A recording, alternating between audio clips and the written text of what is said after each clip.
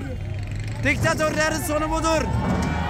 Diktatörlerin sonu budur. President Bashar al আসাদের ক্ষমতাচ্যুতির পর থেকে সিরিয়ায় অব্যাহত রয়েছে ইসরায়েলি সামরিক আক্রমণ।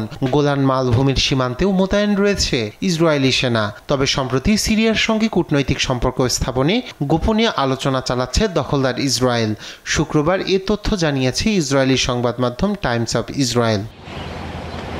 ইসরায়েলি সংবাদ মাধ্যম চ্যানেল 12 জানিয়েছে দখলদার ইসরায়েল আর সিরিয়ার মধ্যে এসব গোপন আলোচনার মধ্যস্থতা করছে সংযুক্ত আরব আমিরাত। তবে অপর ইসরায়েলি সংবাদ মাধ্যম হারেজ জানিয়েছে ইসরায়েল সিরিয়ার মধ্যে মধ্যস্থতা করছে কাতার এবং এটি কয়েক মাস ধরেই চলছে।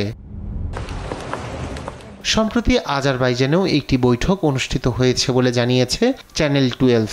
সেখানে ইসরায়েলের পক্ষে উপস্থিত ছিলেন আইডিএফের অপারেশনস ডিরেক্টরের প্রধান মেজর জেনারেল ওডেড পাসিউক।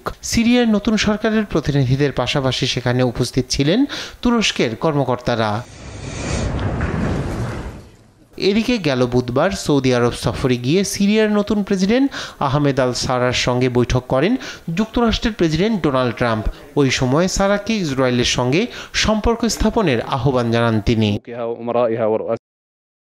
দীর্ঘদিন ধরে বাশার আল আসাদ সরকারকে সমর্থন দেওয়ার মধ্য দিয়ে সিরিয়ায় নিজের প্রভাব বিস্তার করেছে ইরান।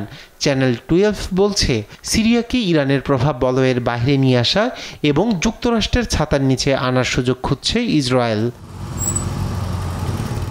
আব্রাহাম চুক্তিতে সিরিয়ার সম্ভাব্য যোগদান কেবল ইসরায়েল সিরিয়া সম্পর্ক নয়, বরং পুরো অঞ্চলের কৌশলগত ভারসাম্যকেই প্রভাবিত করতে পারে। চলমান এই গোপন আলোচনা ভবিষ্যতের বড় পরিবর্তনের ইঙ্গিত বহন করছে বলে মত বিশ্লেষকদের। রায়হান কবির শুভ্র, নিউজ ডেস্ক, দেশ টিভি।